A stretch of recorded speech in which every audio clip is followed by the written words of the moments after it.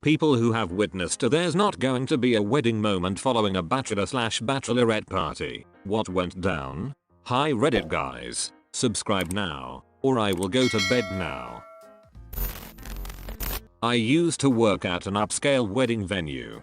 2 weeks before a huge, expensive wedding, the groom's father dies, so they ask us to turn the wedding into a funeral instead.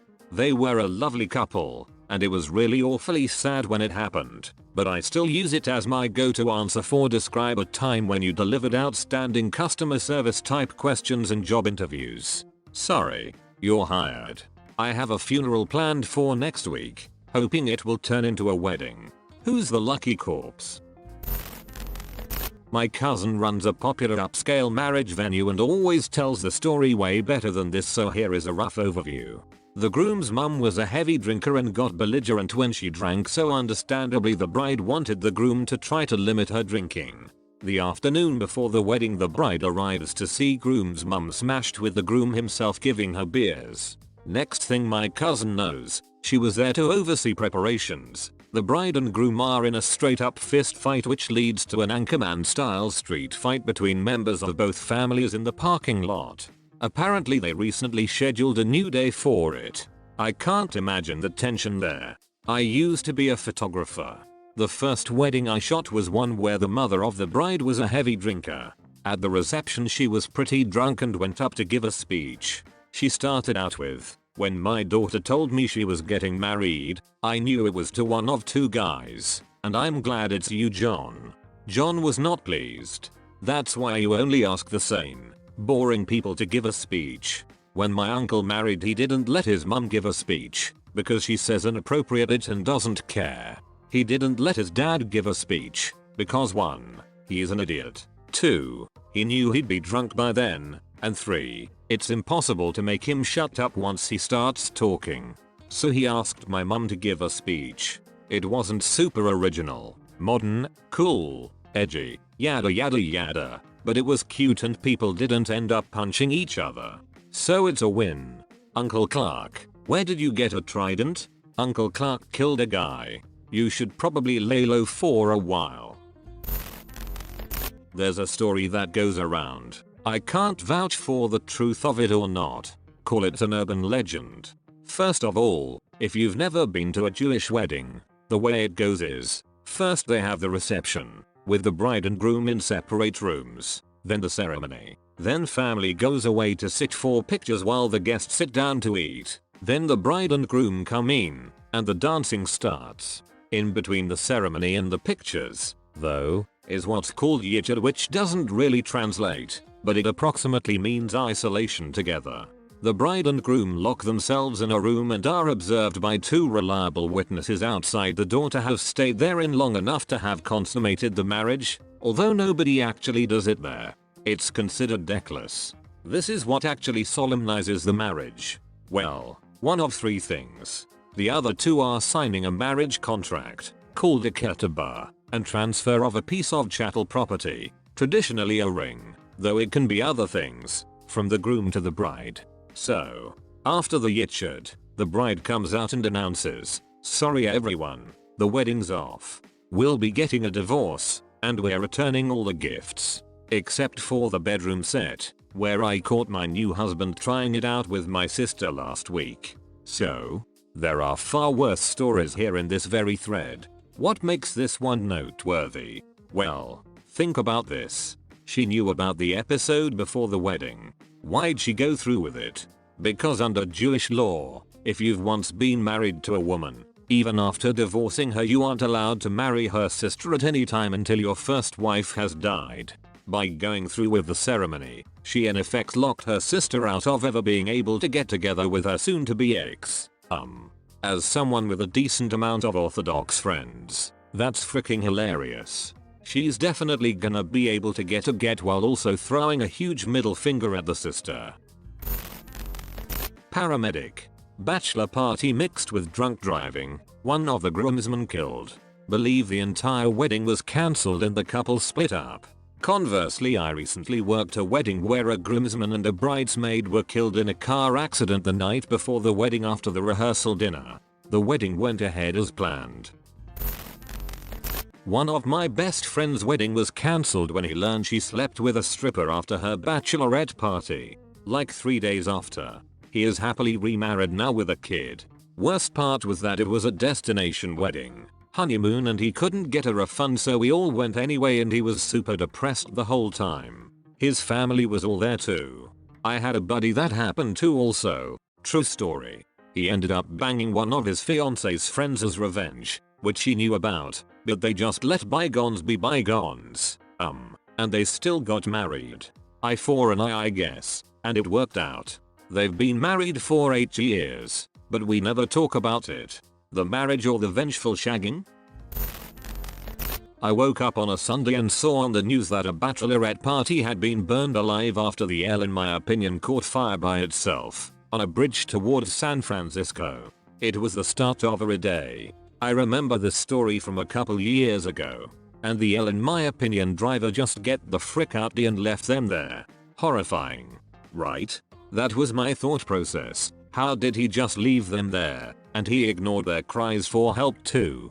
If I remember correctly, the thought them yelling smoke was a way to ask him if it was okay to smoke, and he just ignored it and kept saying, "No, don't smoke."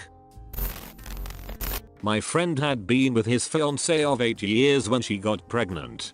Fast forward 8 months and we decide that, because they are basically common law married, we need to throw him a bachelor party. So we go to the nearest big city and he's abused by strippers, and we're all quite drunk when he gets the call that his fiancée's in labor. None of us is in any state to drive.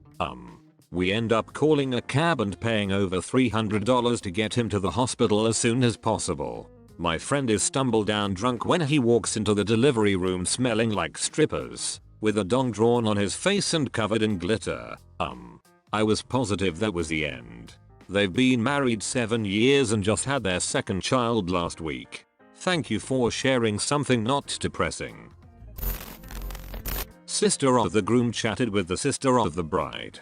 Just casual conversation, but it came to light that almost 100% of what the bride had said besides her name was a complete lie. Sister of the groom calls him up and says he really needs to figure out if this is right. A few fights and some long thinking later, the groom leaves her and leaves town. It got worse though. Turns out pretty much all the bride's friends had been lied to as well. They all stopped talking to her. How the hell do you construct a life of lies and then invite your sister, who is apparently not in on it? College friend was to get married to a guy she had only known for 4 months. She found out where the bachelor party was and wandered in to find the groom getting some head from the best man. Best man being a true bro. It's not gay if you pledge together. It's not a blowjob, it's a brojob. Best man being the best man. While working the night before a wedding at a hotel, the staff and I heard a loud scream from upstairs. Cue the bride screaming and sobbing, shouting the wedding's off, while storming out the place, followed by the groom stark bollock naked, covering his nether regions with his hands, apologizing profusely. Turns out she caught the mother of the bride and the groom shagging. Safe to say we had an easy shift the next day as we didn't have a wedding to cater for. I just wanted to see what you'd be like in 20 years. I did this for us. Oh my god. I love how this is right below the one where the bride's shagging the dad. A week before his wedding, a friend of mine walked in on his dad having sex with his fiancée. The next day, in a fit of rage, he trashed their room and in the process found explicit love letters between his recently married best friend and best man in her underwear drawer. The letters were as recent as the past week. The wedding was cancelled. Whenever I ran into him at a bar, I made sure he never had to buy his own drinks. Wait, so she cheated with both his dad and his best friend? Yes. Unless his dad was sleeping with the best friend. Bride and her BFF were at the bachelor party. Groom fricked the BFF. Given the bestie some test. Obligatory, not me. I worked at a music venue in the Detroit area that was also a popular wedding reception location. Came into work one week in the fall, when pretty much every weekend is booked solid with weddings, and noticed Saturday was open. No one scheduled. Talked to the wedding planner. She tells me the groom cancelled. Odd. Talked to wedding planner's younger brother. who was our head bar back. He tells me that the groom, excited for the wedding, left work at lunch on Friday, bought a nice bottle of wine, and headed home to surprise his bride-to-be. Except, he was the one in for a surprise. As he walked into his new house to hear sounds coming from their bedroom, he walked in to find his bride in bed with another man, his dad. We tried to talk him into doing a big frick you party, because we'd never fill the space and there was no refund, but he declined. Holy it, that guy's dad is her aunt. Well, so's his ex. It takes two to tango, not usually to be a aunt, but they had some great teamwork. This is for making me drive to Lynn this thread legal those YEERS even when you sucked. Look son, all those times you couldn't see the ball, see him now? A stripper came to my buddy Jack's bachelor party and proceeded to put a condom on a dildo and bang herself in front of the crowd. It was awesome. At the end of the night, Jack, the groom-to-be, was cleaning up a bit and put the condom wrapper in his pocket absent-mindedly. The next day his fiancée Kristen was doing laundry and found the condom wrapper and freaked out thinking that he had cheated on her. Jack tried to reassure her and explain the situation, that the stripper had used it on herself. Kristen is a really cool lady and takes it pretty well and calms down, but she can't quite shake the feeling. So, Jack tells her to call me to confirm what happened. Kristen calls and asks, so what happened last night? Mind you, I'm totally in the dark about the situation, and Jack and I had never discussed what we are supposed to tell Kristen, so I totally downplay it. Not much, the boys just had a few beers and smoked some cigars. I hear you lying piece of it click. Oops, when trying to be a bro goes oh so wrong. Like the old joke. Jill didn't come home one night. When she got home the next morning, she said she'd slept over at a girlfriend's house. Jack called 10 of her best friends, but none of them said she had been there. A week later, Jack doesn't come home. The next day, he says he spent the night at a buddy's house after getting too drunk. Jill called his 10 best friends. 8 said he'd been there the night before, while 2 said he was still there. Okay Reddit guys, subscribe now, or I will go to bed now.